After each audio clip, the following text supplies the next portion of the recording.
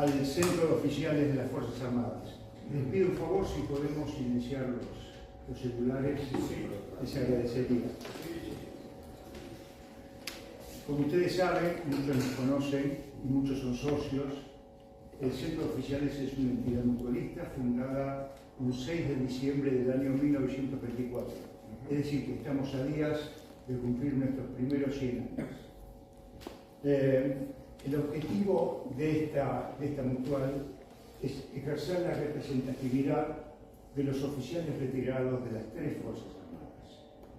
Patria y Unión es nuestro lema, y yo soy su presidente, el militar retirado, veterano de la Guerra de Malvinas, Gustavo Enrique Lega. Me pidieron que sea breve, pero ustedes comprenderán, algo de propaganda tenemos que hacer. Entre las finalidades del Centro de Oficiales es la de hacer socios. Esto figura en el estatuto.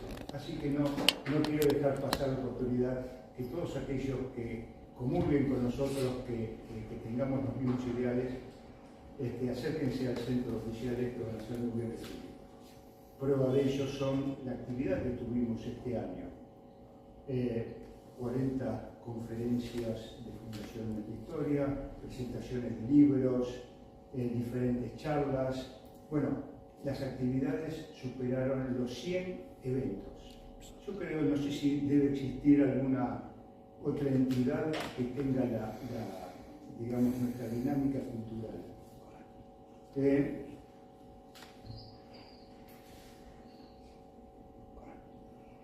Contamos con 29 actividades fijas del Centro de Oficiales. A esto me quiero referir que si se hacen socios no sobran los premios. Terminada la parte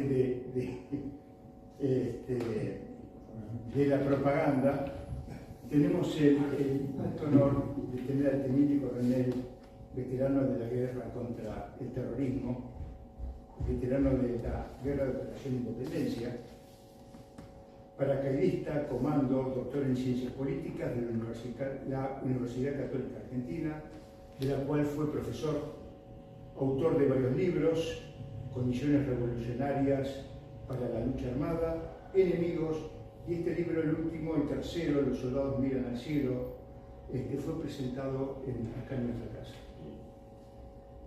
Socio antiguo del COFA, tuvimos la precaución y la delicadeza de no poner viejo socio del COFA. Así que socio antiguo del COFA es nuestro modelo de veterano de guerra. En realidad tendría que haber empezado por lo que voy a decir ahora, y esto hubiese resumido toda la presentación del teniente coronel. Tiene la condecoración al heroico valor en combate y herido en combate. Señor teniente coronel, el auditorio está a su disposición. Bueno, muchísimas gracias. Buenas tardes, muchísimas gracias. El tema de hoy es la guerra revolucionaria. Se ha planteado una controversia en la Argentina si hubo o no hubo una guerra revolucionaria referida a la violencia de los años 70. El tema no es menor porque la afirmación o la negación de esa guerra revolucionaria nos lleva a dos carriles totalmente diferentes, ¿no? O una historia sobre la violencia de los 70 o una historia tergiversada de la violencia de los 70 que ha sido llamada el relato. Hay antecedentes sobre declaraciones al respecto. El tribunal que juzgó a las juntas militares en 1985 dijo que el terrorismo que hubo en la Argentina, por su grado de su capacidad ofensiva, su extensión y su intensidad, provocaron una verdadera guerra revolucionaria. El Partido Revolucionario de los Trabajadores, creado en 1965, en su quinto congreso en 1970, creó el Ejército Revolucionario del Pueblo, en realidad el embrión del Ejército Revolucionario del Pueblo. Y cuando creó ese ejército dijo: la guerra revolucionaria en la Argentina ha combatido. No tiene sentido preguntarnos en qué lugar vamos a combatir cuando tenemos más de medio partido en la clandestinidad y combatiendo. Montoneros, Al mismo tiempo, 1970, Montonero hace su carta de presentación también en el mismo año, asesinando al teniente general Aramburu, ¿no? Prácticamente eso es una declaración de guerra, pero la declaración de guerra está hecha en forma manuscrita también. Y la otra opinión, son muchas, pero una de ellas es la del general Balsa, que la dio en plena campaña electoral. En plena campaña electoral, el general Balsa sale de un salón y viene corriendo un periodista y le hace una sola pregunta: general, ¿hubo acá una guerra revolucionaria? Y él dice: no, con respecto a la violencia de los 70, la violencia de los 70 no se puede comparar con la guerra de Malvinas. Ahí obviamente se equivocó, porque la guerra revolucionaria tiene características que no tienen nada que ver con la guerra clásica, con lo cual no puede haber una comparación. Pero corrigió eso, o alguien le dijo que lo corrija, porque no pasaron muchos días y nuevamente un periodista le hace una sola pregunta, la misma: señor general, ¿hubo acá una guerra revolucionaria? Y él contestó: en el siglo XX yo conozco una sola guerra, la guerra de Malvinas, en la cual participé. Y ya asumido el nuevo presidente, va más lejos y dice lo siguiente en un artículo que en nada contribuye a la pacificación nacional, que es lo que nosotros en definitiva queremos, todos los argentinos. Y dijo: sobre los crímenes cometidos por la guerrilla yo ya he hablado. Sí, seguramente, pero no salió en ningún medio de comunicación ni tuvo difusión. Lo habrá hablado en un círculo pequeño. Voy a hablar de los otros crímenes, los cometidos por las Fuerzas Armadas. Llama la atención de que, siendo él un general que conoce todo el espectro de la violencia de los 70, gran parte de eso, no solamente la connotación puramente política es militar, sino también política, no haya dado una visión general, sino que se refiere a 3 o 4 casos de crímenes muy aberrantes que lo único que conducen es generar el odio y la indignación. Todo eso forma parte del ideario del kirchnerismo, en el cual el general Balsa es un vocero en cuanto a los aspectos militares. Esa es la verdad. Si no, no lo hubieran puesto 2 veces de embajador, no teniendo condiciones para eso, aunque no es el único que es embajador sin condiciones. Pero eso es otro tema que sucede en el ministerio de nuestro Ministerio de Relaciones Exteriores. Bueno, esos son 2 placas, ¿no? Vayamos. ¿Qué es una guerra revolucionaria? Pues si vamos a hablar de qué es o qué no es una guerra revolucionaria, es un conflicto armado cuyo objetivo es imponer un régimen político totalmente distinto al existente. Una guerra revolucionaria se puede dar antes de la toma del poder o después de la toma del poder para reafirmarlo. El ejemplo típico de una guerra revolucionaria que vino después de la toma del poder es el de la Revolución Rusa, ¿no? La toma del Palacio de Invierno, que es prácticamente incruenta. Este no es una foto del real, sino es una recreación que hacía el gobierno comunista sobre la toma del Palacio de Invierno, ¿no? Aprovechando la debilidad del gobierno provisional que existía en ese momento, porque el zar cayó en febrero del 17, Lenin ordena en octubre: este es el momento, y toman el poder. Pero viene la guerra civil, famosa guerra civil llamada la de los rusos rojos y lo de los rusos blancos, donde los bolcheviques con gran energía y con gran voluntad en poco tiempo logran crear el Ejército Rojo. Ejército Rojo que de alguna forma se estaba ya siendo creado durante la guerra, porque el gobierno provisional, y esto es una característica del socialismo, y sobre todo en la actualidad, el gobierno provisional había creado los soviets de soldados. Los soviets eran una organización tradicional en Rusia, pero no era de soldados, generalmente de campesinos, de diputados, gente que, reafirmando o declarando su sometimiento al zar, peticionaba o explicaba o proponía, ¿no? Pero el gobierno provisional, cuando sube, crea los soviets de soldados. Estos soviets de soldados cuestionaban las órdenes de los oficiales, el ejército ruso se estaba deshaciendo, los alemanes con un solo ejército, porque los alemanes en la Primera Guerra tuvieron un solo ejército en el frente oriental y la masa lo tuvo frente a Francia. Pero, ¿qué pasa? Ese ejército que tenían en el frente oriental estaba conducido nada menos que por Hindenburg y Ludendorff, que fueron los mejores generales de la Primera Guerra Mundial, tomando en cuenta todos los ejércitos. Y Ludendorff, en una parte de su obra, dice: teníamos que tomar un puente y no sabíamos si lo atacábamos o no lo atacábamos. Si lo atacábamos, ellos que se estaban deshaciendo, porque se había roto la disciplina, a lo mejor se unen. Podemos no atacarlo, aunque no sabemos cuánto vamos a demorar. Así fue. Toda esa gente que desertaba, ¿a dónde se refugiaba? Se refugiaban con los bolcheviques, que eran los que de entrada habían dicho el no a la guerra. Bueno, ¿cuál es el objetivo de negar la guerra revolucionaria en la Argentina? Es imponer la tesis de que en la Argentina las organizaciones político-militares eran insignificantes y el pretexto de las Fuerzas Armadas para desatar una cruel represión sobre el pueblo que se oponía a los golpes militares. Todo eso es falso, pero hay que demostrarlo.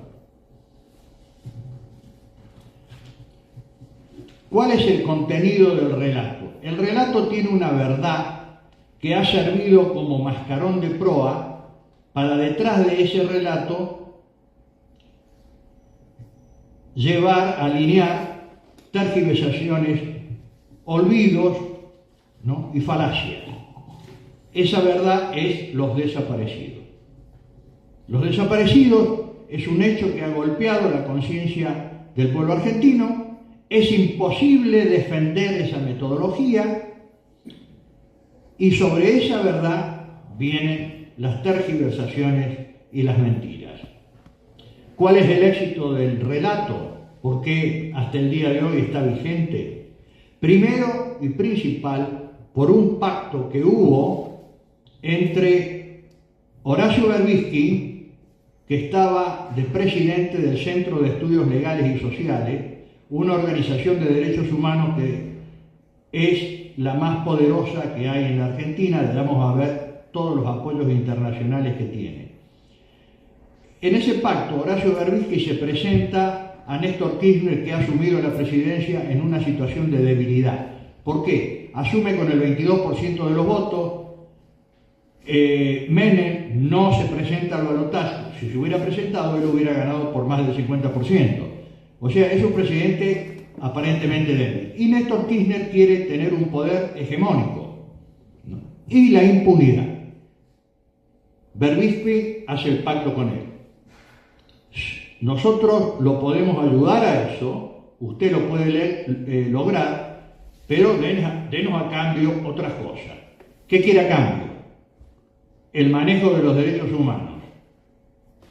Una historia sobre la violencia de los 70 que sea afín a las organizaciones armadas.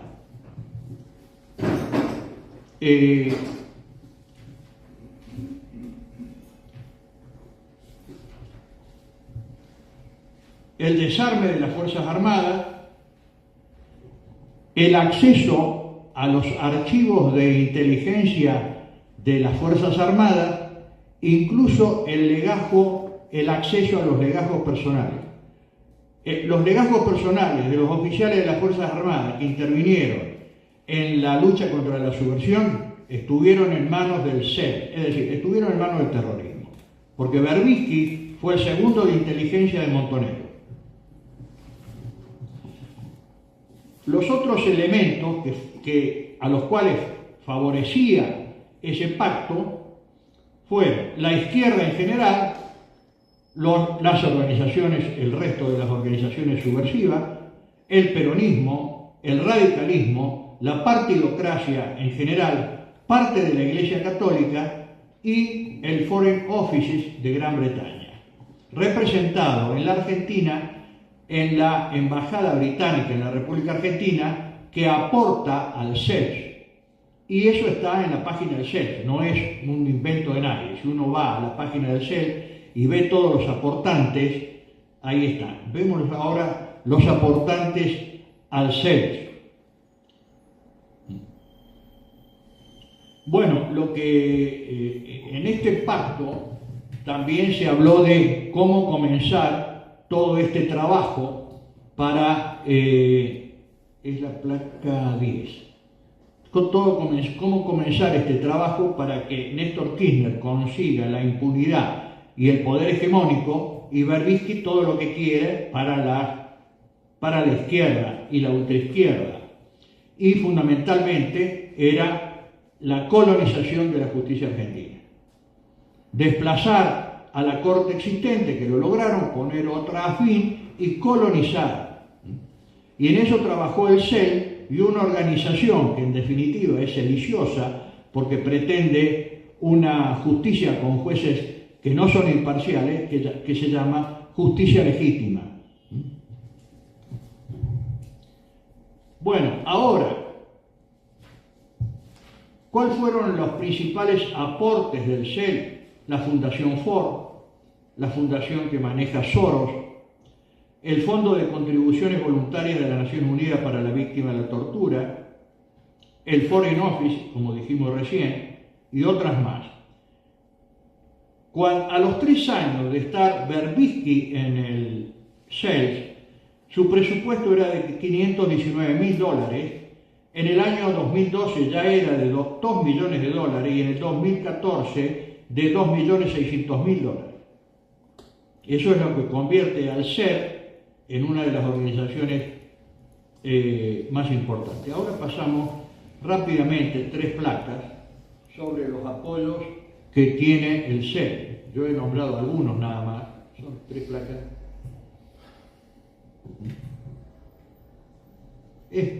Están algunas en negrita, las que son más importantes, pero la mayoría son europeas.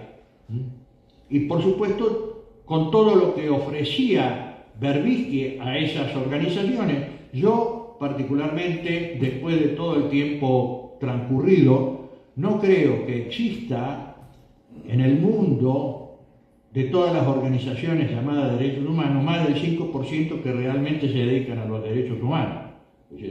Son banderas que se agitan, pero detrás hay otro objetivo, como es el caso de Amnesty Internacional. Amnesty Internacional tiene su sede en Londres, ¿no? Es muy conocida, todo el mundo lo conoce, tiene mucho poderío, hace muchos actos.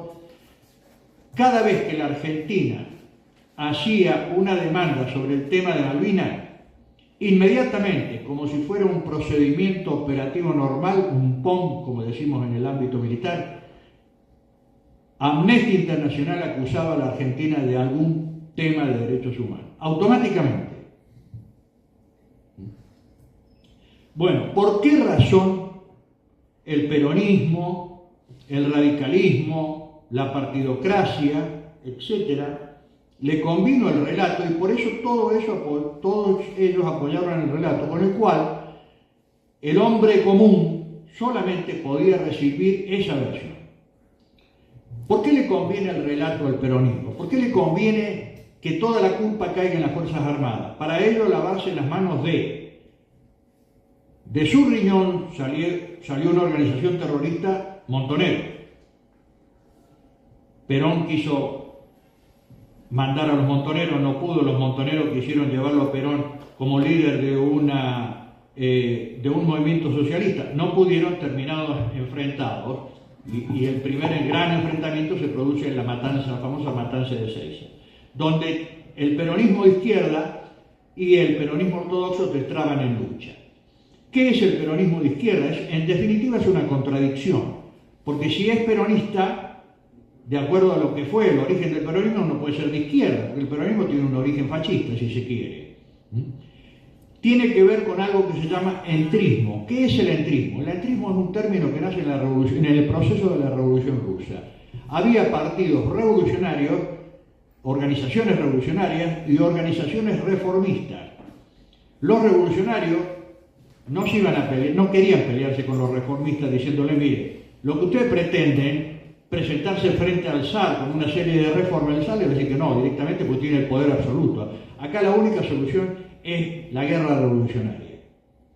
Pero para no pelearse con ellos y para no perderlo, porque de última pueden sumarse a su fila, aunque sea como una reserva, entraron en los países, en las agrupaciones reformistas y lo corrieron a la izquierda. Lo mismo se hizo con el peronismo. Se entró en el peronismo y lo empezaron a correr hacia la izquierda y hubo dos peronismos, ¿no?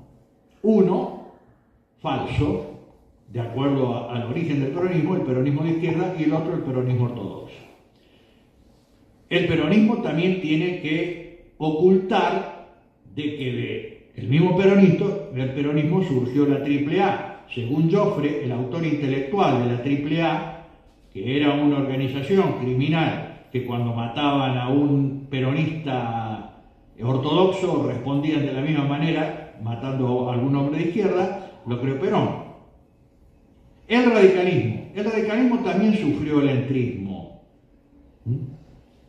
La coordinadora de jóvenes radicales, o la coordinadora, que es el ala izquierda del radicalismo, en este caso estamos hablando de los partidos mayoritarios que ya no tienen una plataforma ideológica, ya son aparatos electorales que tienen su ala izquierda y su ala derecha y sacan a relucir una u otra según la conveniencia.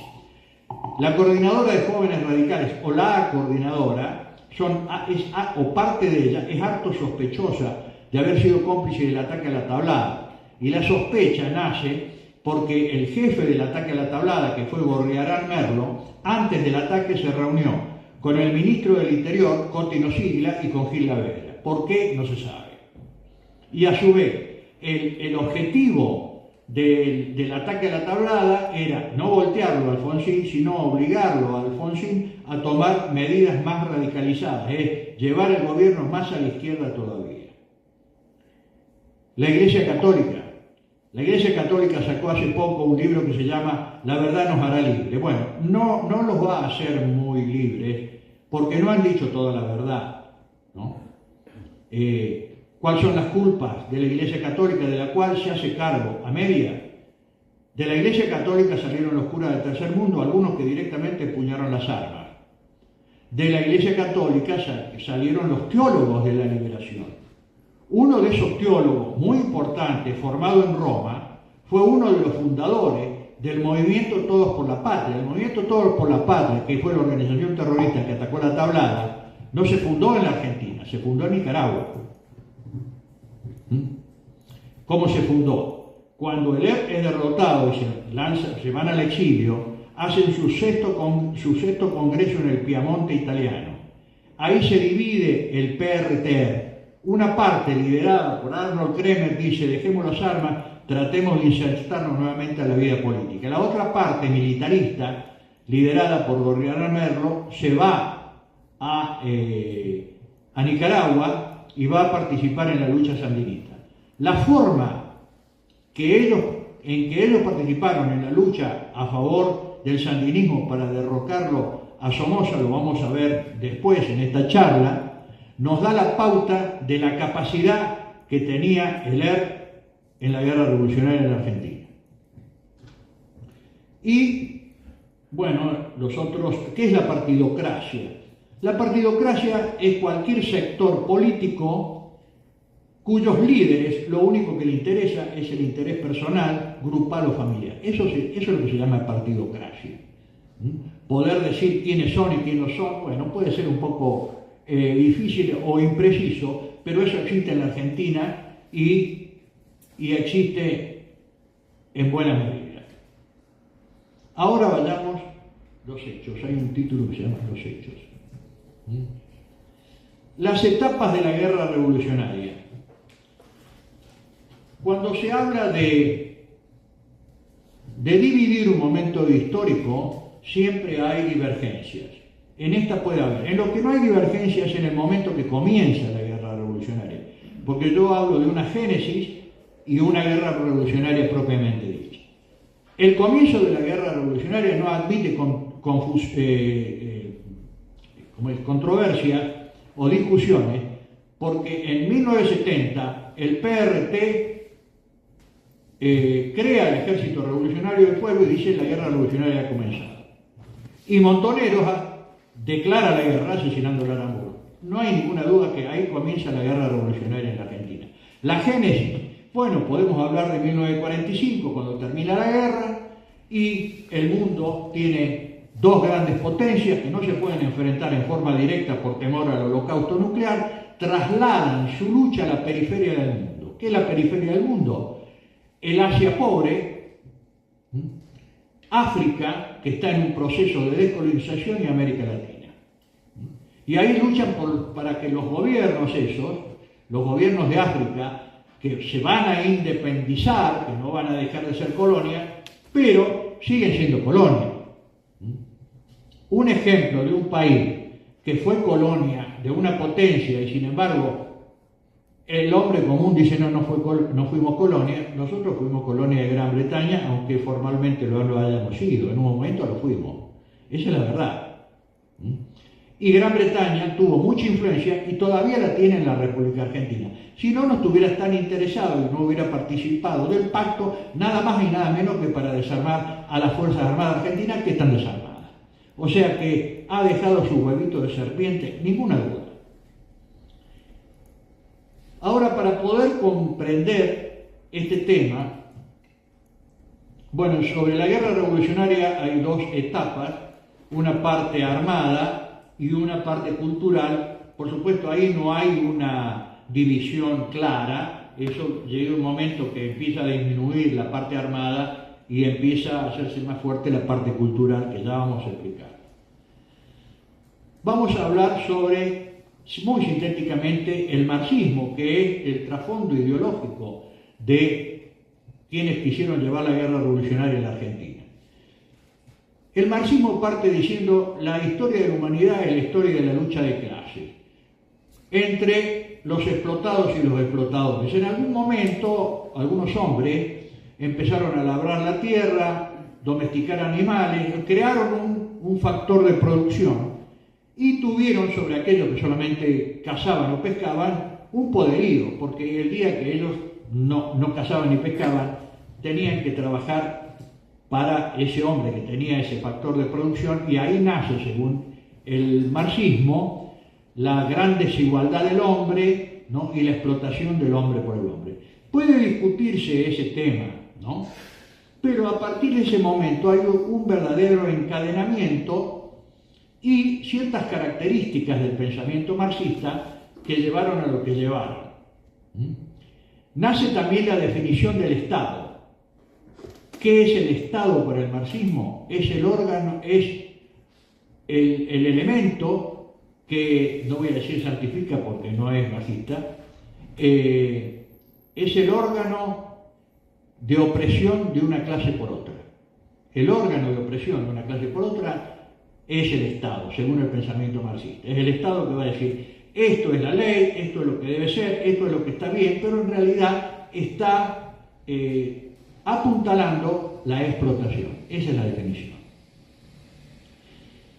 La violencia forma parte del pensamiento marxista porque dice que la burguesía, en última instancia, o la clase, mejor dicho, deberíamos hablar de clase explotadora, porque a lo largo de la historia, patricios y plebeyos, hombres libres y esclavos, aristócratas, monárquicos y burgueses, y finalmente burgueses y proletarios. Es decir, va cambiando el nombre, pero siempre es explotadores y explotados. El marxismo dice, el último reducto de la defensa de la burguesía son las Fuerzas Armadas. Luego eso va a cambiar, no totalmente, pero va a cambiar. Y hay, aparte de la violencia, hay dos características en el pensamiento marxista que ha provocado la aceptación de muchas personas por el marxismo. Primero, el fatalismo, según Marx, el fatalismo del éxito, el fatalismo del triunfo. Fatalmente se va a producir el triunfo de la revolución marxista. Y ese triunfo va a desembocar nada más y nada menos, en una situación, en una clase de sociedad y de vida que es un paraíso terrenal sin Dios, pero un paraíso terrenal al fin. La forma de analizar la realidad es dialéctica. Otro contenido del marxismo es el materialismo, que está definido en una frase de Marx que dice: no es la conciencia lo que determina la vida, sino la vida lo que determina la conciencia. Ahora bien, ¿qué es la vida para Marx? Las condiciones materiales de vida. Y las condiciones materiales de vida son las que condicionan y determinan la forma de gobierno, las leyes, la cultura, la costumbre, la moral. Pero todo eso va cambiando. ¿Por qué? Porque las fuerzas productivas, con sus respectivas relaciones de producción, vamos a ver que sigue, que es un triángulo. Acá vemos cómo ve Marx la sociedad. La base de la sociedad, la infraestructura, es la fuerza productiva y sus respectivas relaciones de producción. Eso es lo que va a mover todo. Determinadas fuerzas productivas van a generar determinadas leyes, determinadas formas de gobierno, determinada cultura, determinada moral. Esto evoluciona dialécticamente.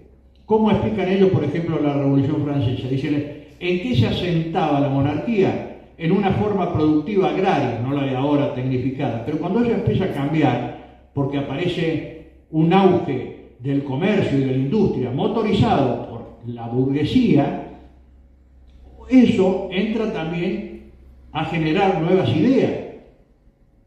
¿Cuánto tiempo antes de la Revolución Francesa no estaban ya difundidas las ideas de la burguesía? Obviamente, hasta que llega un momento en que esa base de la monarquía empieza a temblar y la monarquía fatalmente tiene que caer, y por eso cae. Pero como la burguesía es una clase profundamente transformadora, Marx habla con admiración de la burguesía, a pesar de ser la enemiga o la explotadora de la clase proletaria. Esa ansia de transformar, el afán de lucro, la competencia, va a ir generando nuevos factores de producción que se le van a ir de las manos. Y entonces se va a producir una gran crisis y el colapso del capitalismo, y esa va a ser la condición objetiva para el comienzo de la revolución. A ver si es en la próxima o la anterior. La próxima. La condición objetiva es el colapso del sistema capitalista, que Marx lo dice de la siguiente manera: las relaciones de producción y de cambio, las relaciones burguesas de propiedad, toda esta sociedad burguesa moderna que ha hecho surgir como por encanto tan potentes medios de producción y de cambio, se asemeja al mago que ya no es capaz de dominar las potencias infernales que ha desatado con sus conjuros. Es decir, va a llegar a una etapa de desarrollo estos factores que la burguesía ya no lo va a poder dominar, y ahí va a producir su colapso. La condición subjetiva es la organización y la conducción de las grandes masas proletarias. La obra de Lenin tiene dos partes. Una parte donde él explica lo que es el marxismo. Tenía la gran capacidad de tener una masa de obreros delante de él y sin embargo les hacía entender lo que era el pensamiento marxista. Y sobre todo porque Lenin no era un hombre que ocultaba nada.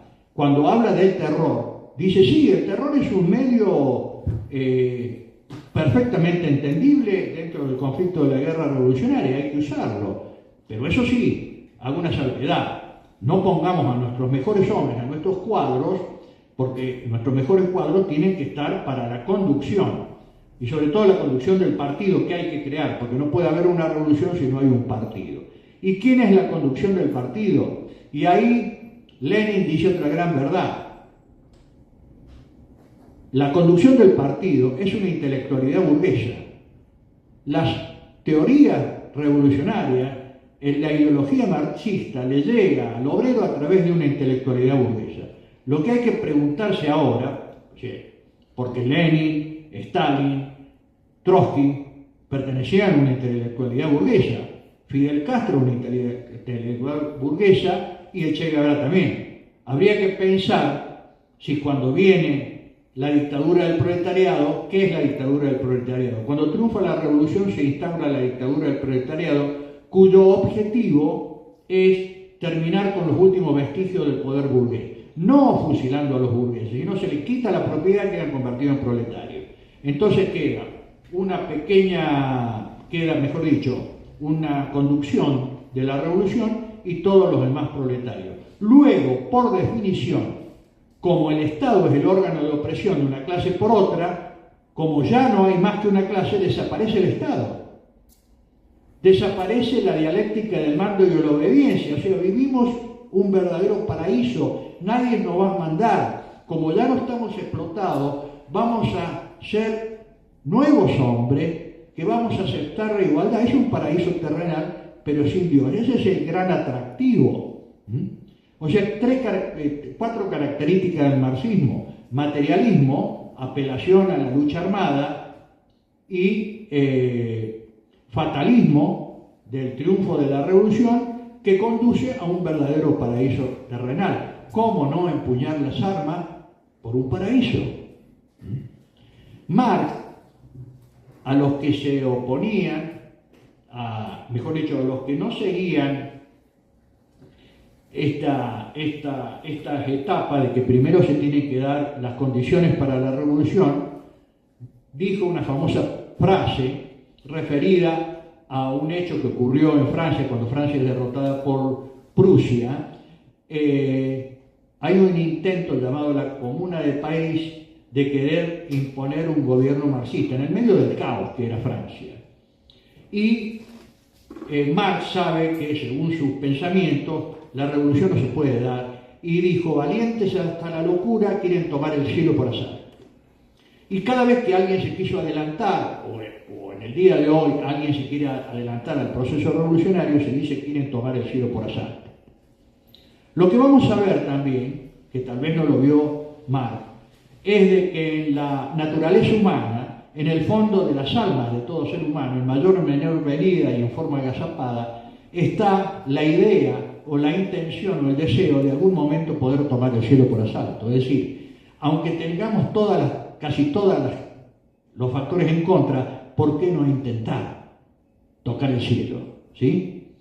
Y eso es lo que va a suceder incluso con gente. Y eso no le ocurre a todo el mundo, pero también a los revolucionarios, y ya lo vamos a ver. Uno de ellos es Lenin, porque Lenin, obviamente, no había un colapso del sistema capitalista y se lanzó a la revolución. ¿Por qué? Dijo, bueno, pero hubo una gran crisis. ¿Cuál? La Primera Guerra. Con lo cual, la condición objetiva ya no es tan objetiva, sino es una gran crisis. ¿Cómo medimos si es una gran crisis o no? Ya todo es subjetivo. Seguimos. Después viene Antonio Gramsci. Antonio Gramsci era un joven diputado comunista en Italia. Su opositor era Mussolini. Él va al Congreso de la Tercera Internacional en Rusia y ahí conoce a Stalin, a Trotsky, a Lenin en sus últimos tiempos. Se empapa de toda esa doctrina y vuelve a Italia, es encarcelado y, estando en la cárcel, no escribe una obra. La obra de Gramsci hoy en día es una recopilación por tema de todos los artículos que él escribía. Y esa obra se divide en dos: los cuadernos de la cárcel y las cartas de la cárcel, que son las cartas que manda a su mujer y sus hijos, porque él se casó en Rusia y tuvo 2 hijos, de los cuales uno fue militar de la Unión Soviética.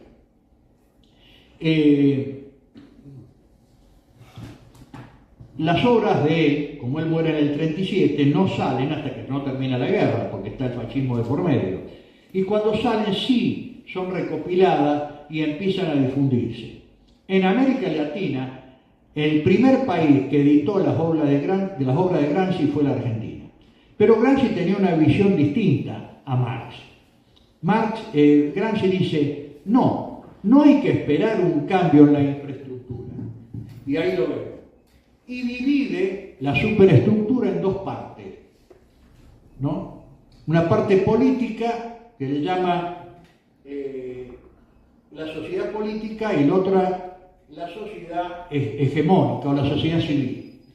Lo que él llama la sociedad política son todos los elementos coercitivos del Estado, ¿no? Las leyes, fundamentalmente, la policía, las cárceles, las Fuerzas Armadas. Y él dice, sí, la Fuerza Armada es el último reducto, o es uno de los últimos reductos de la burguesía, pero hay que tener en cuenta que en la sociedad civil hay una cultura que ha sido emanada, que ha sido impuesta por la burguesía, haciéndole creer, este es el pensamiento marxista, a la clase obrera, que esa sociedad está bien organizada y todo lo que está sucediendo es justo. Esa es el verdadero respaldo y el verdadero poder de la burguesía. Entonces ahí hay que dar la batalla, en la superestructura. ¿Y cómo? Conquistando trinchera por trinchera. Como todo marxista, el pensamiento militar siempre está vigente. ¿Qué son trincheras por trinchera? Un colegio primario es una trinchera, un colegio secundario es una trinchera, un centro de estudios, de análisis político, es una trinchera que hay que tomar, ¿no?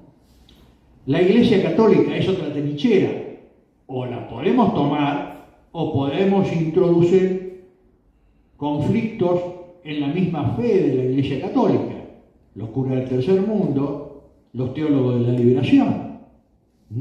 Acá, hace poco salió un artículo de que fue la KGB la que introdujo o motorizó gran parte de ese espíritu del movimiento de los sacerdotes del tercer mundo, ¿no? Independientemente de que también haya nacido directamente de la Iglesia.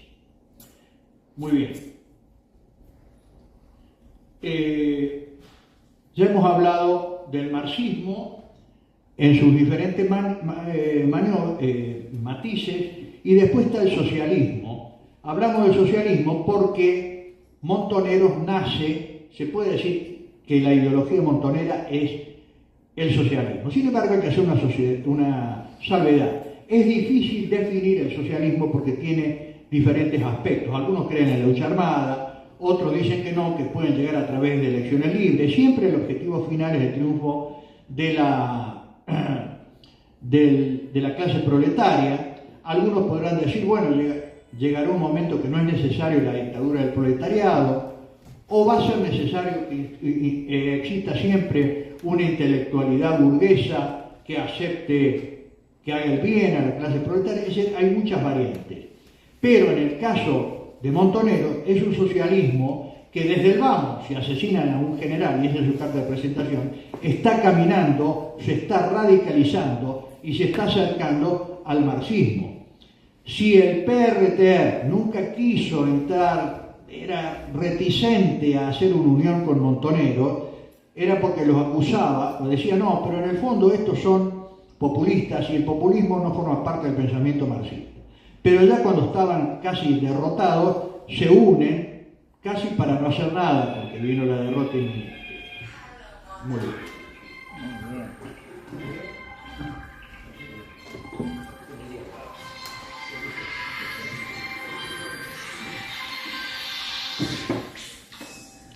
Durante la génesis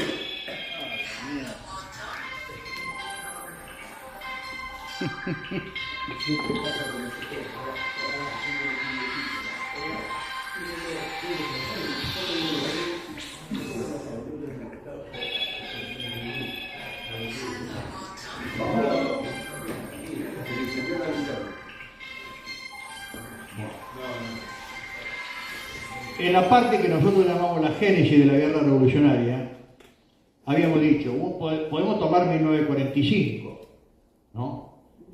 En caso de Latinoamérica tendríamos que tomar 1959, que es el triunfo de la Revolución Cubana. Sin embargo, más preciso es tomar 1961. ¿Por qué? Porque la Revolución Cubana fue una revolución nacional, no fue una revolución marxista. Había una parte que era marxista, que ocultaba el marxismo, que era la parte armada de los guerrilleros en Sierra Maestra. Pero había una parte que estaba luchando en la ciudad, había apoyos que venían del exterior, la burguesía cubana estaba en contra del dictador Batista. Es más, como dice Joffre, en la última parte de la revolución hubo regimientos de Batista, que era un ejército totalmente corrompido, que fue comprado con dinero de esta burguesía antibatista, ¿no?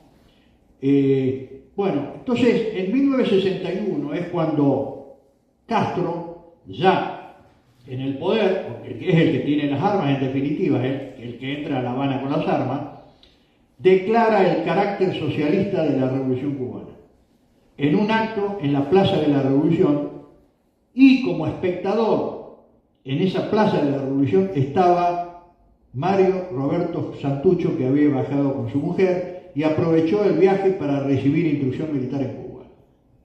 A partir de ese momento, a través de un proceso que el doctor Vicente Massot le llamó el encandilamiento cubano, aparecieron un montón de organizaciones subversivas en toda América. Eran insignificantes, tenían poco poder, fueron derrotadas muchas de ellas, ¿no? Pero se prendió la chispa. Había un órgano de difusión en Rusia en el proceso revolucionario que se llamaba la chispa. Se prendió la chispa, ¿no? No voy a hablar de cada una de ellas porque estaríamos mucho tiempo, pero voy a hablar de los nombres de estas organizaciones, cuando aparecieron. ¿Cuál fue la característica general? Todas tenían un común denominador, eran revolucionarias.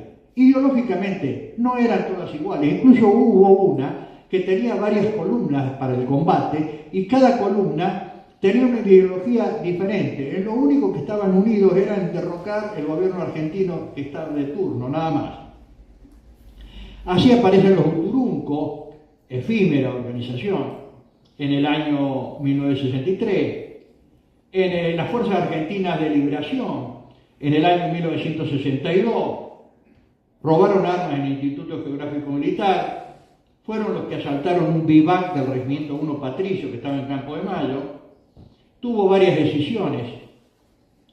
Hubo acción, otra que se llamó Acción Revolucionaria Peronista, efímera, creada por John William Cook. ¿Quién fue John William Cook? Fue un diputado brillante, joven, del primer peronismo. Perón creía que podía ser su sucesor hasta que se dio cuenta de que era socialista. Hay 2 tomos de una obra donde están las cartas Perón-Cook, ¿no?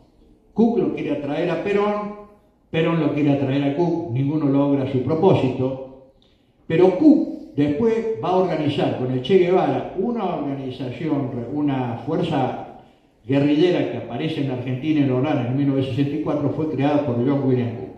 Muy bien, John William Cook, que creó esa organización terrorista, está homenajeado en la ciudad de Buenos Aires. Hay una calle que tiene una sola cuadra, por eso yo la encontré de casualidad, se llama John William Cook. De la misma manera que Rodolfo Walsh, que fue inteligencia de Montonero, y si fue el número 1 de la inteligencia de Montonero, no puede ser responsable de la bomba en la Superintendencia de Seguridad Federal, donde hubo 24 muertos y más de 60 heridos, muchos mutilados, ¿no? También está homenajeado con el nombre de una estación de subte.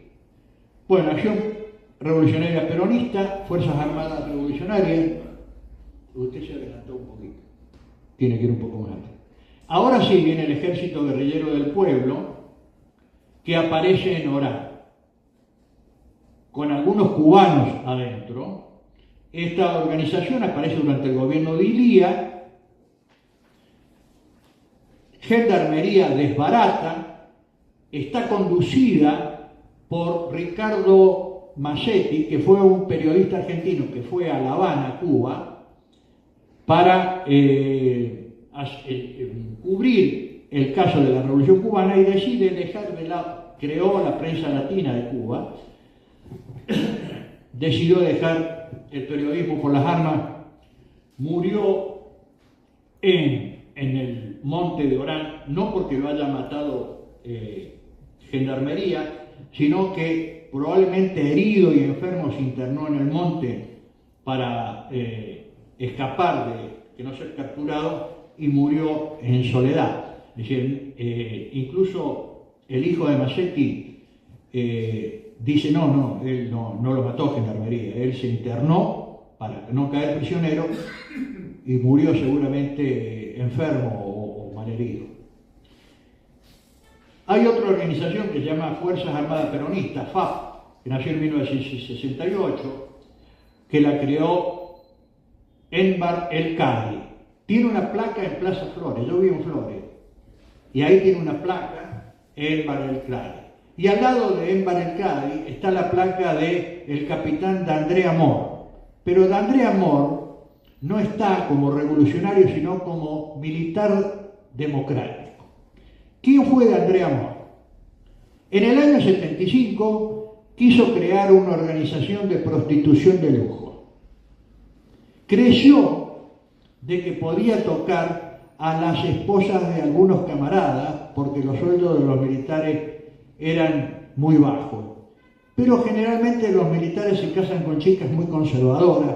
Evidentemente alguna puso el grito en el cielo y lo echaron del ejército, cuando tenían que haber hecho otra cosa, porque después él se reconvirtió en gran defensor de los derechos humanos y ahora tiene una placa en Flores al militar democrático, D'Andrea Mor.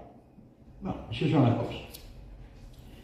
Fuerzas Armadas Revolucionarias, esto es importante también, esto salió en el año 67, 13 supermercados que pertenecían a Rockefeller quemados, el asesinato en Garín, el copamiento de la localidad de Garín, donde intervinieron 50 hombres, el ataque a un camión del ejército donde muere el teniente Azúa, creo que era compañero suyo, Fernández Mayer, ¿no?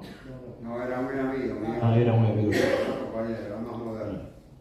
Asesinato del general Sánchez, asesinato del dirigente de la UOM, después aparecen las Fuerzas Armadas Peronistas, 1968,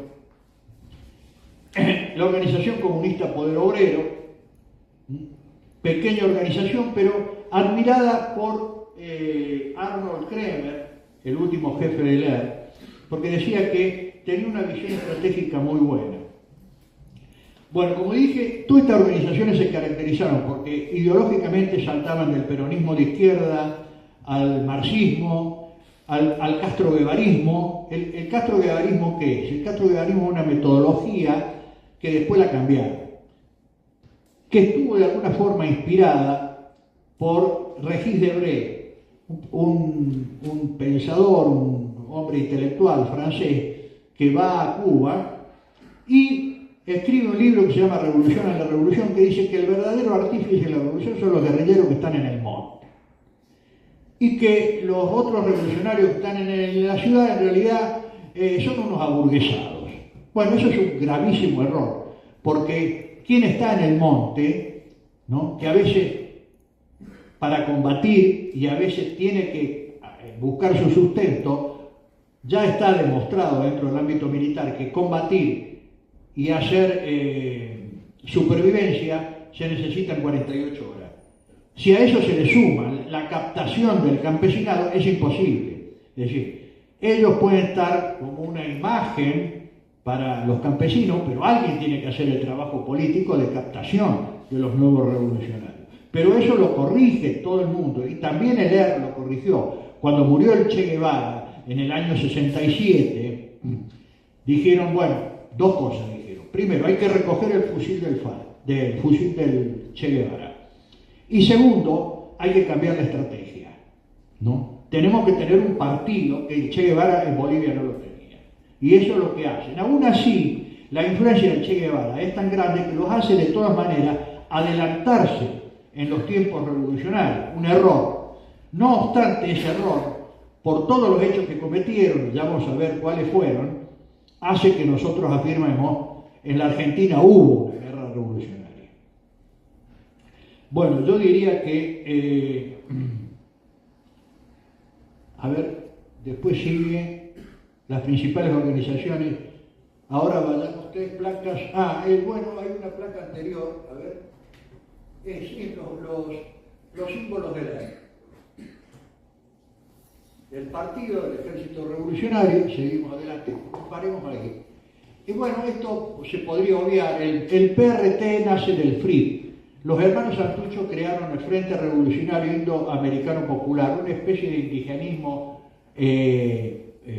marxista, pero cuando Mario Roberto Santucho regresa de Cuba, dice no, acá hay que tomar otro camino, ¿no? Hacemos un alto acá, nos tomamos 10 o 15 minutos. 10 minutos de descanso y seguimos con la segunda parte.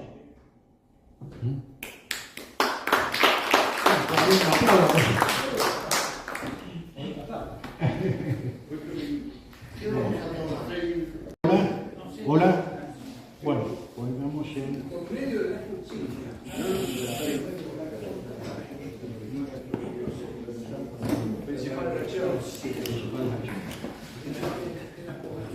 Bueno, vamos a ver las principales acciones del PRT y Montoneros.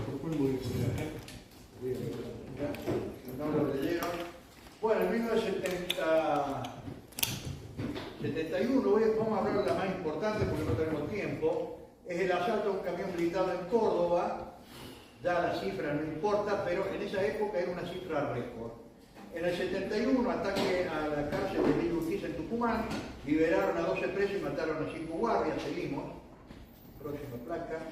En el 72, robo del Banco Nacional de Desarrollo, otra cifra que era lo máximo en la época. Asesinato del comandante del segundo cuerpo de ejército, secuestro del dirigente de FIA, ¿se acuerdan de Verdad en Salud? Lo asesinaron. Bueno, la fuga del penón de Rawson, que dio lugar después a lo de Trelew, que ellos han sacado provecho de eso. En febrero del 73 tomaron el batallón de comunicaciones 141 en Córdoba, una operación impecable, donde robaron. ¿Por qué pasó esto? Bueno, en primer lugar, el batallón yo creo que vivía otra época, que es lo que sucedió en el ejército, donde algunos se dieron cuenta de lo que venía y otros no. Algunas camadas, o incluso dentro de la misma promoción, en la autoridad tuvimos la suerte de tener muy buenos oficiales instructores que nos enseñaron lo que se venía y nos enseñaron lo que era la guerra de guerrilla, la emboscada, el golpe de mano, la construcción de una base en el medio del monte, la supervivencia, etcétera, etcétera. Nos enseñaron eso, que fue lo que el ER no registró y creyó, porque ese encandilamiento cubano encandiló de tal forma que algunos se dieron cuenta de que era un encandilamiento, pero otros no, y se encontraron con otra cosa. Se encontraron que podíamos dominar el monte mejor que ellos y teníamos mejores técnicas en el monte mejor que ellos. Es decir, lo que sí, yo creo que le fue mucho mejor en la parte urbana que en la parte de monte. ¿De acuerdo? Bueno, el batallón de comunicaciones 141 pertenecía a esa parte del ejército que todavía vivía en otro. Estaba el cuartel dentro de la misma ciudad, pegado al cuartel en la parte de atrás había una villa de emergencia. En febrero casi todo el regimiento estaba dando instrucción a los soldados nuevos. En la guardia había oficiales no del cuerpo profesional, no de los servicios. Había un soldado entregador. Ellos entraron 6 veces al batallón solamente como reconocimiento. Pasaron seguramente entre 2 puestos y vieron dónde podían entrar, dónde podían caminar, que no eran vistos, y dieron el golpe. Espectacular. Fue una humillación por todo lo que se llevaba.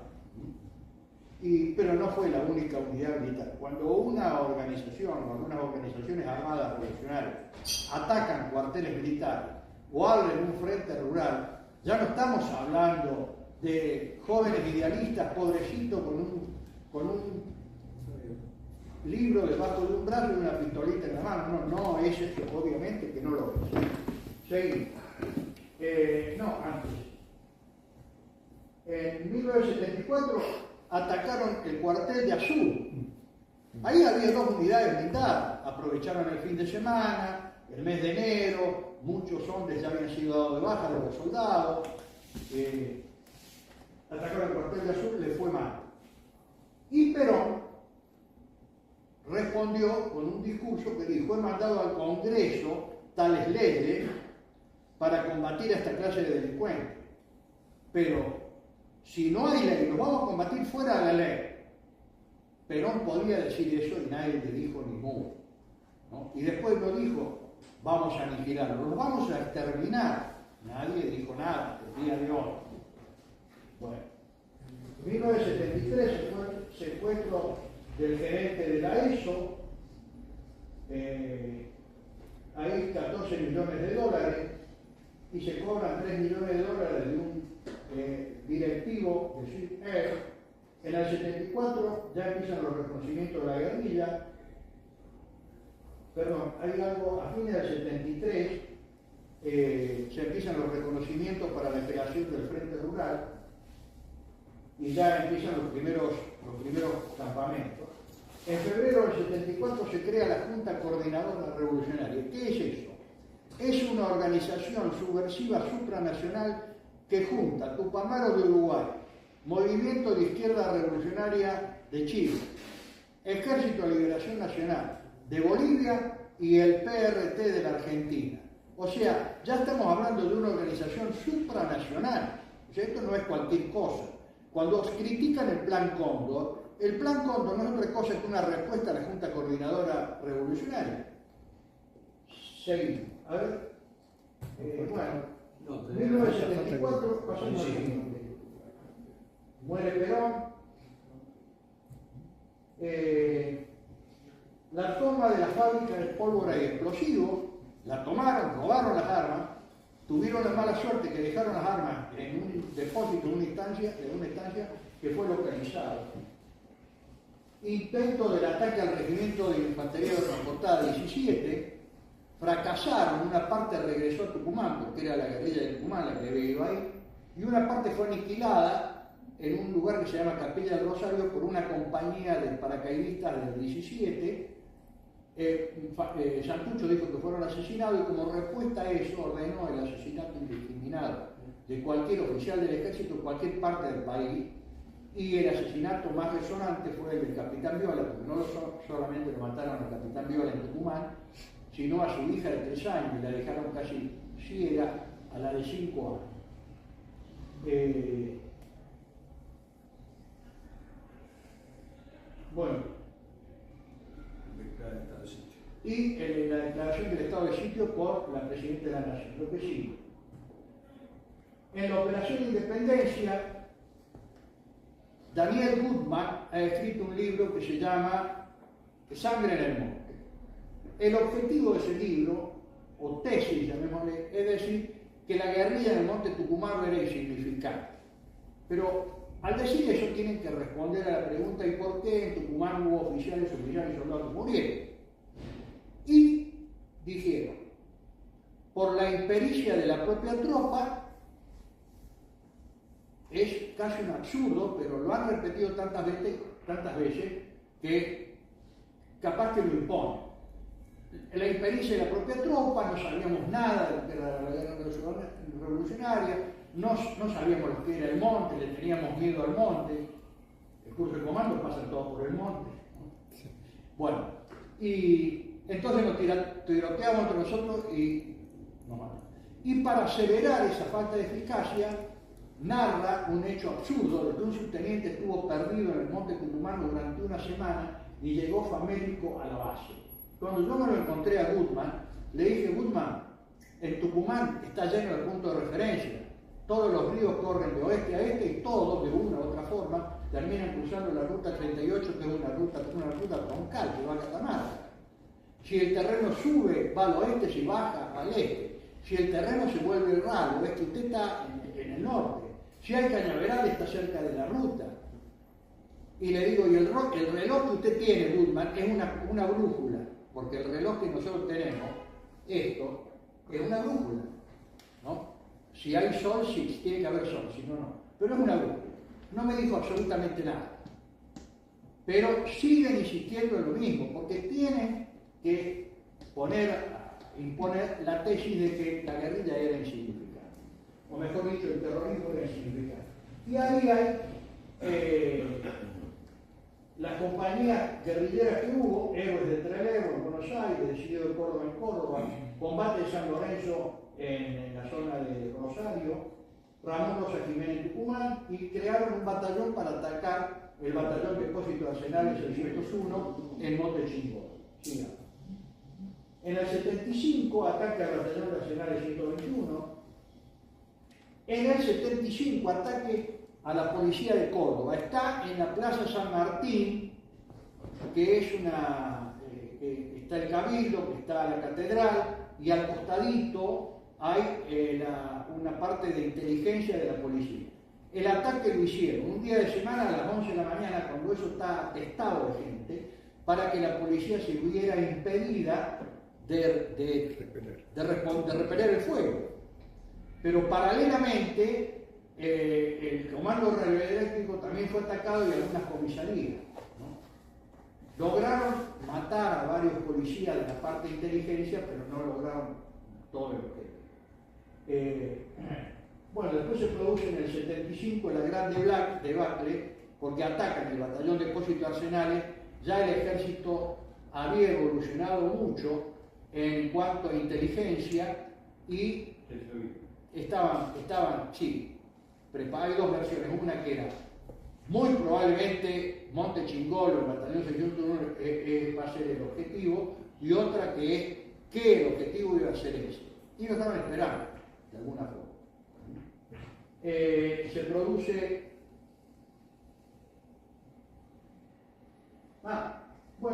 el gobierno militar. Hay una reunión nada menos que de la Junta Coordinadora Revolucionaria en Moreno, algo inexplicable, y ahí caen algunos jefes de ellos, sigamos. En el 76 muere Santucho, y se van al Piamonte, y en el Piamonte se divide las dos fuerzas. Seguimos. Esta es una revista de leer. En el medio de la revista de leer, lo mismo que en la revista que sacaba Montonero, está todas sus acciones, porque ellos en ese momento, para demostrar que eran fuertes, no ocultaban lo que hacían, lo decían. Hoy ajusticiamos, asesinamos al explotador fulanito de tal, o secuestramos al fulano de tal. Es decir, la guerrilla acá, aparte de los muertos que produjo, que mataron a 1.100 civiles inocentes, hombres, mujeres y niños, además de los hombres de la Fuerza de Seguridad, Fuerzas Policiales y Fuerzas Armadas, el daño que le hicieron a la producción, porque estos pequeños empresarios que daban trabajo a unos cuantos hombres y se tenían que ir del país, porque acá no podían vivir. O sea, afectó también gran parte del aparato productivo estuvo afectado por eso. Bueno, seguimos. Bueno, ahora vamos a ver, esto es la compañía de Montes de Tucumán, la próxima. Ahí están jurando, la próxima, una formación. Esto se hizo en diciembre del 74, seguimos. Entrega de condecoraciones, seguimos. La revista Combatiente, esta era la parte más bien política de la organización. Esta revista era más un tema político. Y la revista Estrella Roja era militar. Seguimos. Tucumán, seguimos. Este es el general Vila. Está caminando en el monte Tucumán. Seguimos.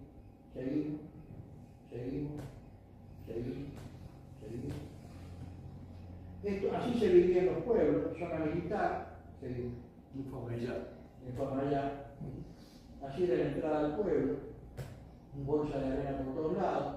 Todo eso la gente se olvidó. Bueno, la generación nueva no tiene ni idea, porque no, me han contado otra cosa. Seguimos.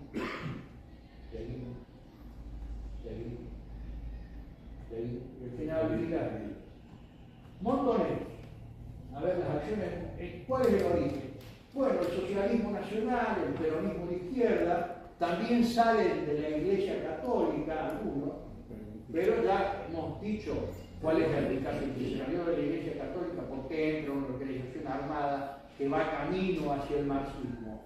Bueno, porque parte de la Iglesia Católica tenía las ideas del movimiento de los sacerdotes para el tercer mundo y los teólogos de la liberación. Uno de ellos dijo: Cristo vino al mundo para ponerse de un lado y solamente de un lado para combatir contra los que hacen mal en el mundo. O sea, ya no es un Cristo que va a rescatar a los malos, sino que es un Cristo que va a atacar a los malos. Solo falta el Kalashnikov de la mano de ese Cristo. Y eso era un teólogo de la liberación. Tacuara, que fue un movimiento nacionalista, obviamente mal entendido, termina en Montonero, y más adelante la Fuerza Armada Revolucionaria. El escudo de Montonero, seguimos. Principales acciones: la toma de la localidad de La Calera, asesinato de dirigentes políticos, unos cuantos, asesinato de Ignacio Rucci, secretario de la Confederación General del Trabajo, secuestro de los hermanos Bond, 60 millones de dólares cobrados, atentado contra el avión Hércules en 1975. Ahí hay el Hércules, cuando está levantando vuelo, explota, hay una carga en la pista, debajo de la pista, cae y se empieza a incendiar. Y hay un gendarme que entra varias veces a rescatar a sus compañeros y la última vez no sale nunca más. ¿Quién lo conoce? Nadie, porque dentro del pacto que hizo Berbisky con Néstor Kirchner, al cual Néstor Kirchner, me olvidé de decirle, le entregó la cultura y la educación, está también el de la Argentina no tiene héroes, no tiene. Entonces tuvimos dos guerras y nosotros, los alemanes todavía hablan del varón rojo de la Primera Guerra Mundial, y los pilotos nuestros que combatieron en Malvinas con un avión del año 54 que tenía que hundir a una fragata del año 80, que para defensa tenía un radar que cuando el radar tomaba el blanco le pasaba los datos a la computadora al misil y salía el misil.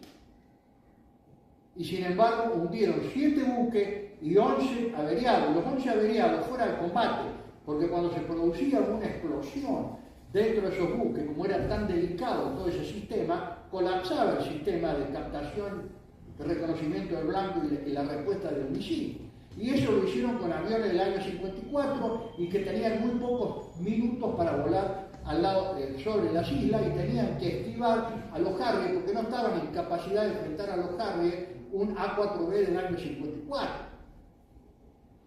Todos esos pilotos son héroes. ¿Y quién los conoce? No hay el nombre ni de uno solo, ni de uno solo. Y después están algunos oficiales que se destacaron, que murieron en combate, como el teniente Esteves, que fue un ejemplo no solamente como combatiente, sino como hombre. No se lo conoce. Y mientras duró el kirchnerismo tuvo toda una voluntad de que no se lo conozca, que no se sepa. No tienen héroes, son todos represores, son todos torturadores y son defensores de los explotadores. Eso fue un plan, no surgió de nada. Bueno, ahí tenemos el Hércules, y esto fue la matanza de Seiza cuando se enfrentaron. Acá tenemos muy contento a la cúpula de Montonero. Bueno, el máximo atentado de Montonero, ya lo dije, la Superintendencia de Seguridad Federal, un manual de instrucción, seguimos, con Yasser Arafat, el líder de la Organización para la Liberación de Palestina. Cuando Yasser Arafat, el hijo, se volvió más moderado, pero en ese momento no era tan moderado, estaban con él. Y la última acción montonera, una acción osada, cobarde por parte de los jefes, porque no fueron los jefes los que entraron en la Argentina, y como ya estaba tan aceitado el aparato de inteligencia, los captaron y los hicieron desaparecer. Gravísimo error hacerlo desaparecer, y gravísimo error de la parte ilegal de la lucha, porque lo que se había aprendido, pero parece que se olvidaron de la guerra de Argelia. Los franceses le dijeron acá, porque vinieron acá a hablar sobre la guerra de Argelia, y dijeron: la mayoría de la información se obtiene por métodos legales. Solamente se apela a los métodos legales si se quiere toda la información. hubieran seguido con los métodos legales, hubiera demorado todo más, hubiéramos tenido más bajas, el pueblo argentino se lo hubiera tenido que bancar 2 o 3 años más, pero las Fuerzas Armadas quedaron intactas desde el punto de vista moral. Pero se aprovecharon de eso para cargar contra las Fuerzas Armadas una y otra, y lo seguirán haciendo siempre. Como hicieron con la Patagonia Rebelde, donde incluso montaron una gran mentira. La película La Patagonia Rebelde termina cuando los dueños de la estancia, que ahí aparecen como que todos son británicos, le cantan en inglés porque eres un buen amigo. Y el general Auel, no hace mucho, lo dijo en una conferencia, eso es una gran mentira. La mayoría de las estancias estaban en manos de españoles. Bueno, pero metieron eso. ¿Cuándo salió esa película? Creo que en 1973, obviamente. Durante lo que se llamó para los montoneros la primavera de Cámpora. Bueno, seguimos. A ver. El ataque a la tablada. El ataque a la tablada comenzaba con una mentira. Todos los que iban a atacar a la tablada gritaban viva el coronel Serentín, viva Rico. Querían hacer creer de que era un ataque cara pintada, pero de que después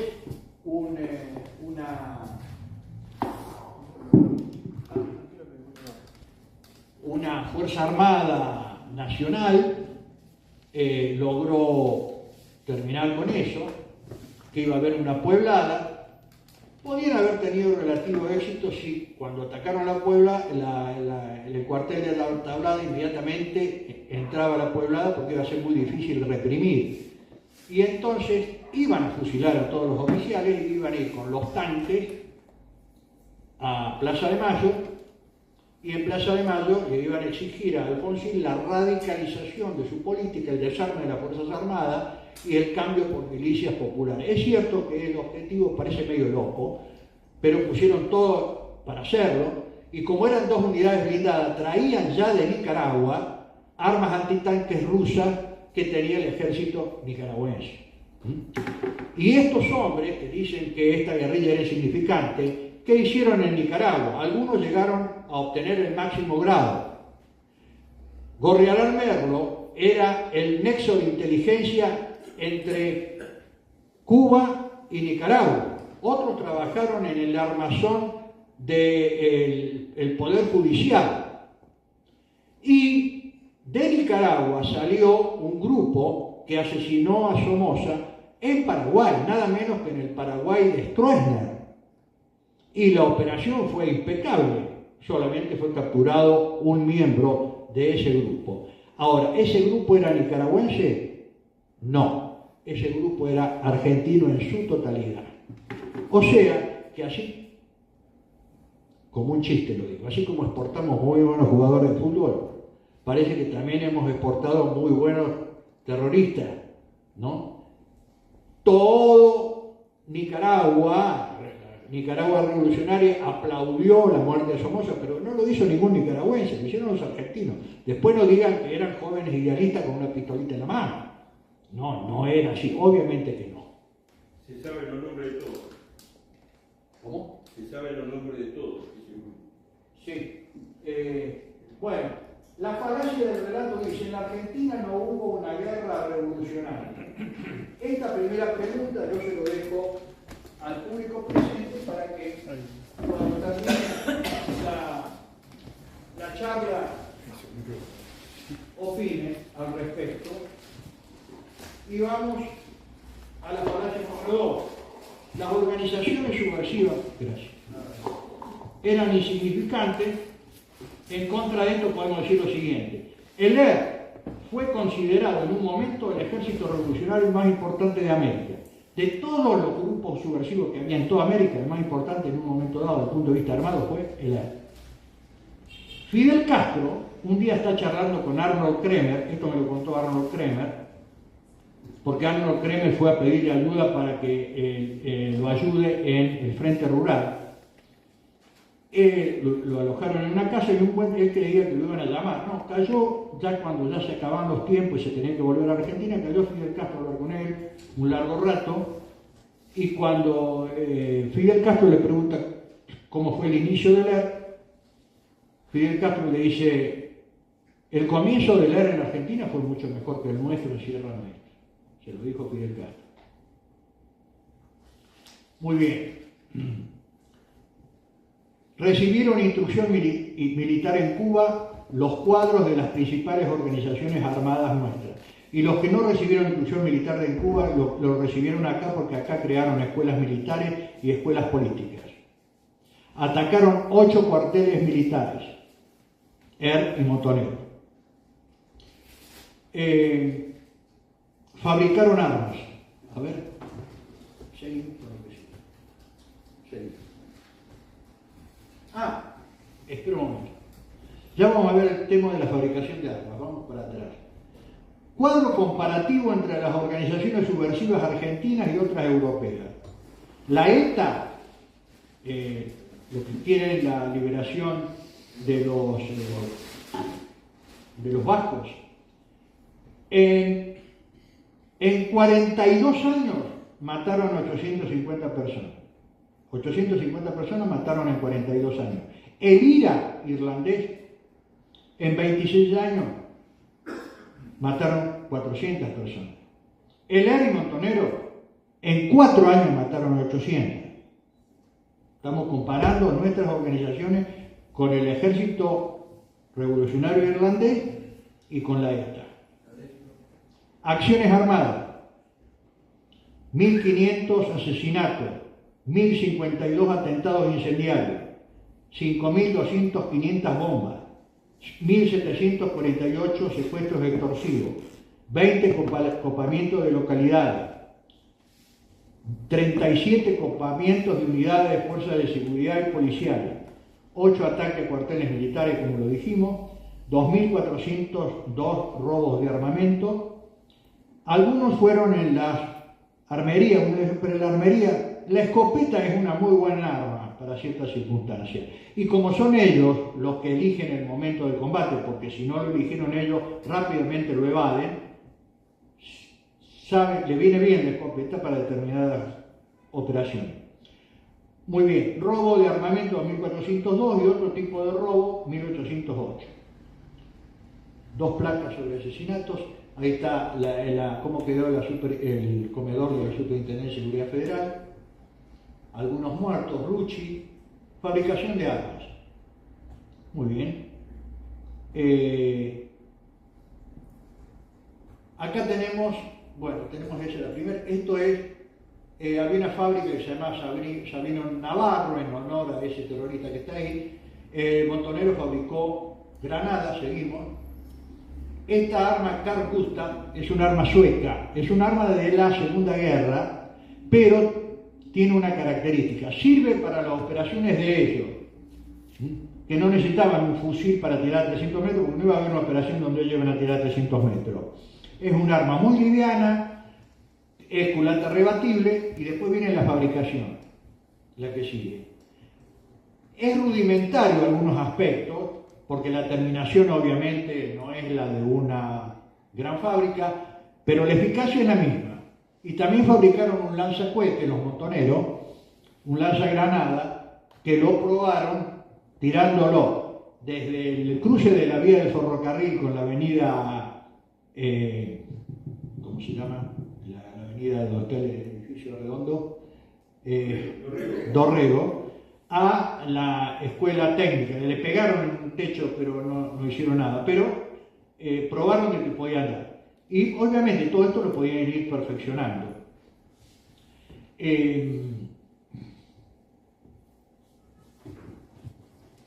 Muy bien. Sí. Después viene la falacia número 4. La operación Independencia se realizó contra una guerrilla casi inexistente. Es cierto, tenían solamente 100 guerrilleros, 120 dentro del monte tucumano, pero tenían elementos que estaban en las ciudades y pueblos próximos, y después estaban los relevos. Y como en la medida en que ellos no iban a presentar un combate frontal, no era fácil terminar con ellos, porque había que localizar el campamento, siempre se estaban evadiendo. De todas maneras, el ejército obviamente se impuso, pero duró 8 meses. 8 meses para que se quebrara, desde febrero del 75 a octubre del 75. Pero después de eso, siguieron operando en tubos o tríos como para hacer actos de presencia, pusieron alguna bomba, una sobre una ambulancia en el año 76, siguieron unos años más. Y estos son una lista de combates: Pueblo Viejo, Manchalá, Potrero Negro, Kilómetro 14, El Quincho, Acherá, Las Dulces. Falacia 5. Los guerrilleros tenían el patrimonio del valor y el heroísmo. Bueno, ellos obviamente hicieron su propaganda y lo pueden decir porque han tapado todos los actos heroicos habidos no solamente en la guerra revolucionaria, sino también en Malvinas. Falacia 6. Los argentinos defendían a los explotadores, casta. La obra de Robert Pota es una obra famosa, El ejército de la política argentina, varios tomos. Dice que ya a principios del siglo XX la mayoría o casi todos los oficiales de las tres Fuerzas Armadas argentinas pertenecían a la clase media. En la Armada, por ejemplo, muchos oficiales de la Armada eran hijos del maquinista italiano que trabajaba en la máquina de los acorazados de aquella época, que eran muy grandes, con máquinas muy grandotas. Era un hombre honesto, era un hombre trabajador. Su hijo iba a una escuela que no era la escuela de ahora, porque la escuela primaria era una escuela primaria, la escuela secundaria era una escuela secundaria. Tenía valores éticos y morales, y el hijo de ese maquinista tuvo a su hijo, el padre, mejor dicho, el maquinista ese italiano, tuvo a su hijo oficial de la Armada Argentina, ¿sí? Clase media. Pero hasta la década del 70, me acuerdo de un soldado que me dijo que nosotros pertenecíamos a, no sé, a una especie de aristocracia, y yo le dije: mire, mi padre no sé si es un obrero especializado o es un técnico en grandes motores. Y tenemos un montón de camaradas que son hijos de su oficial. ¿De qué me está hablando? Eso fue, estoy hablando del año 73. Estoy seguro que hasta el día de hoy siguen con lo mismo, porque saben que si repiten y tienen en sus manos los medios de comunicación, pueden hacernos, convencernos de que lo más 2 igual a 5. Y ellos lo saben. Falacia 6. Los militares argentinos defendieron, ya hablé del nivel social de los oficiales.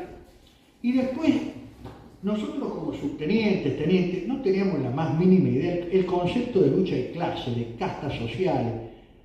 No, el concepto que nosotros teníamos era el del espíritu de cuerpo. Y pretendíamos de que ese mismo espíritu de cuerpo de las Fuerzas Armadas se ha llevado a la República Argentina, que de alguna forma con el servicio militar se ayudaba a eso, porque el hijo del rico, el hijo del estanciero rico, dormía al lado del soldado que venía de una villa, y se conocían, y había, a pesar de esas diferencias sociales, un espíritu de cuerpo. Todo eso se ha tratado de destruir con la eliminación del servicio militar obligatorio y toda la propaganda. Bueno, te pido una más. Esto es el pueblo, para los que no conocen, el ejército hizo 4 pueblos en Tucumán, y uno de los pueblos se lo llamó Capitán Cáceres. Algunos conocen la historia, y los que conocen la historia levanten la mano para ver si son muchos. Bueno. Pero nunca la escuchamos Bueno, no la cuente. Este era el teniente primero Cáceres. Se produce un enfrentamiento armado, cae herido un teniente. Cáceres, en vez de esperar que progrese el ataque... ¿Qué unidad era? Ya vamos a ver. Perdón, ¿en qué combate fue? Estamos hablando de... No lo voy a decir todavía el nombre del combate porque quiero mantener la incógnita. Es un combate en el monte. Era un equipo de combate del grupo de artillería de montaña 5. Y claro, el problema era que eran de montaña y tenían que operar en el monte, eran artilleros y tenían que operar como infantes. Entonces mandan 2 oficiales de la especialidad de comando para que asesoren. Uno era Cáceres, que era instructor de comando. El otro oficial es el que cae herido, y Cáceres no espera rescatarlo. Lo rescata, lo va a rescatar y lo matan. Pero aún así había que rescatar al oficial. El único lugar era el río, pero el río se había estado combatiendo entre banda y banda del río. Los guerrilleros se habían retirado y no se sabía si quedaba uno solo al helicóptero que bajaba en el río para que lo suban a teniente. No se sabía si no tenía asegurado eso. Lo mismo bajó. Está la otra placa, esta es la última. Ese es el helicópterista. Bueno, el teniente herido era yo, y a estos dos hombres le debo la vida, al teniente primero Cáceres y al capitán Grandinetti. Este que parece desgarbado ahí fumando, bueno, ese hombre no tenía mucho combustible, bajó, no sabía si había guerrillero, bajó, y por eso yo llegué al hospital y recién perdí el conocimiento cuando ya estaba en manos de los médicos. ¿Quién conoce a Cáceres? Nadie, lo han ocultado. Así él y muchos más. Hablo de él porque me cae, es un hombre que está muy cerca en mi historia, o sea, compartimos la misma historia. Y aparte, a veces me pregunto, ¿y si el día de mañana Cáceres me dice, cumpliste con la misión? Y hay que darle una respuesta, ¿no? Rodolfo, ¿cumpliste con la misión? Y la misión está vigente, porque la guerra revolucionaria continúa en la parte cultural. Y hemos hecho un juramento. Pero ya esta guerra ya no es solamente de los militares, sino de civiles y militares. Y los civiles, los hombres y mujeres de bien también, sin formación, sin banda, sin bandera, también han hecho un juramento.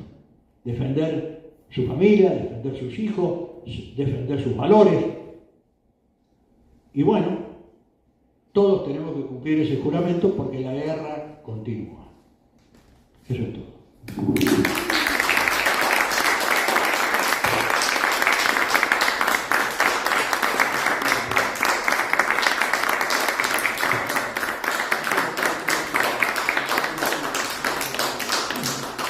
Señor Teniente Coronel, le agradezco la exposición. Disculpe. ¿Tenemos que pedir por ahí?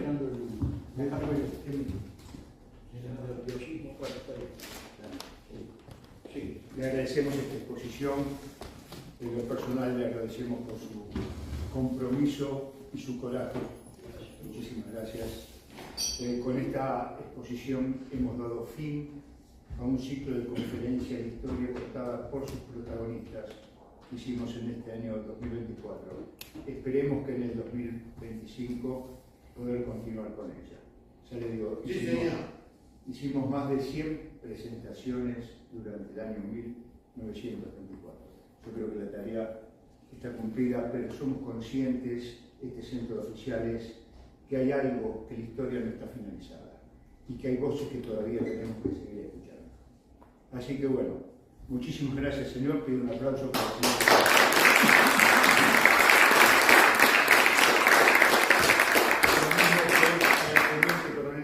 Que formó parte, digamos, de este equipo que han preparado las exposiciones.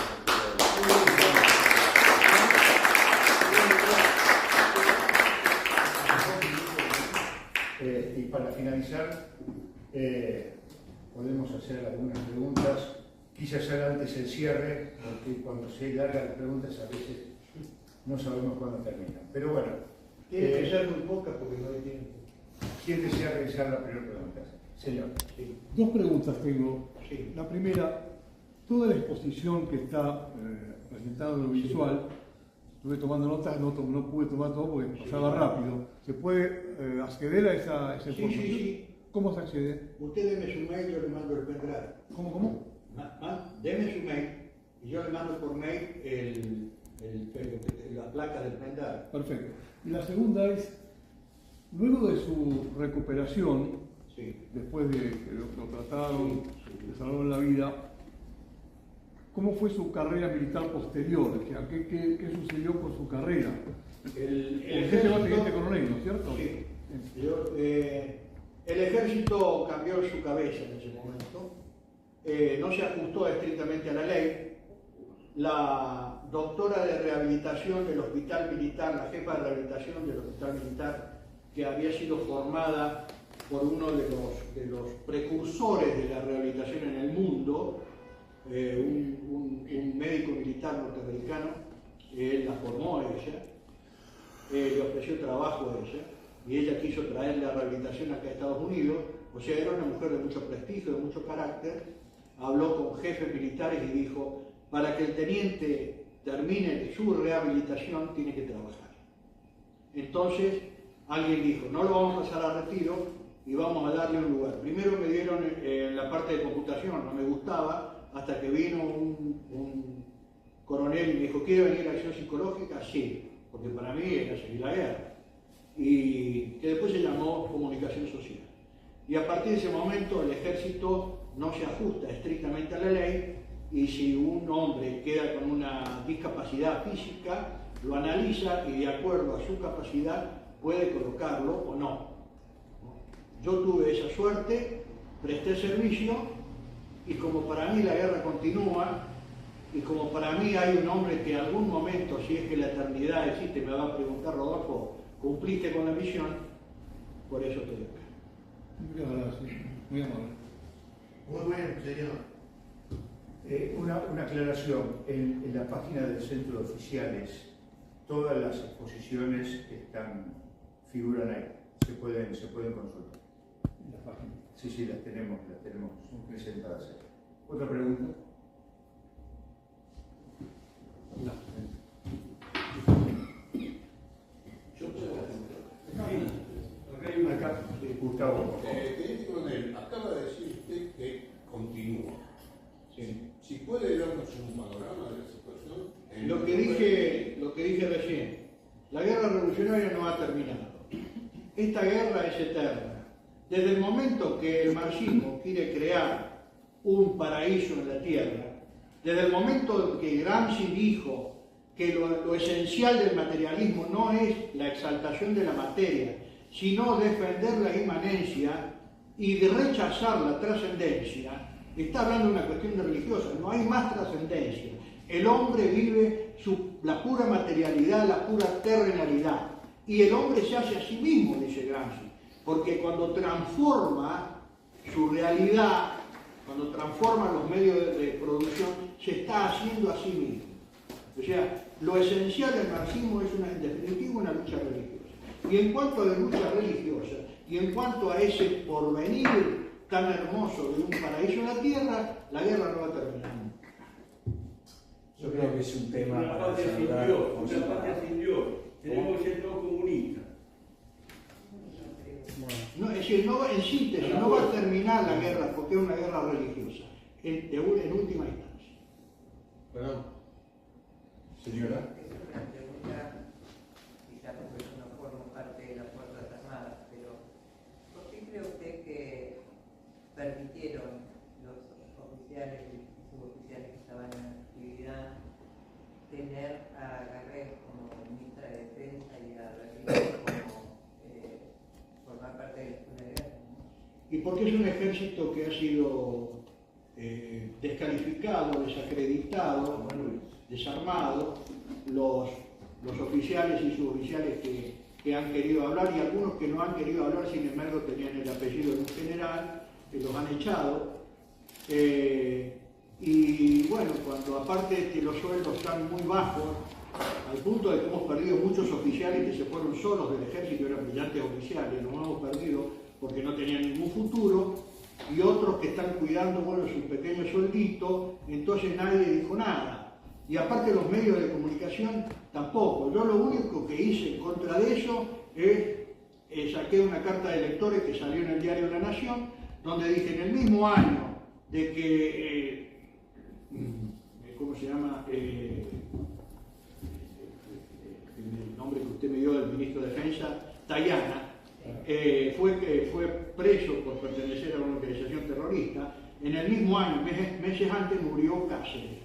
Cáceres está olvidado y Tayana ha sido honrado con el puesto de ministro de Defensa. ¿Por qué? Porque tuvimos un gobierno subversivo, que aparte traiciona a la patria, porque cuando se le entrega a Gran Bretaña los legajos personales de los oficiales, la inteligencia de las Fuerzas Armadas en su totalidad, y le desarman el ejército como quiere Gran Bretaña, si eso no es traición a la patria, ¿qué es? Entonces ahora se entiende todo. El pacto Berbiski-Néstor Kirchner es traición a la patria. Lo que pasa es que todavía no hay ningún poder que se anime, ni siquiera este gobierno, porque evidentemente está aturdido por un montón de cuestiones, no se anima a poner las cosas en su lugar.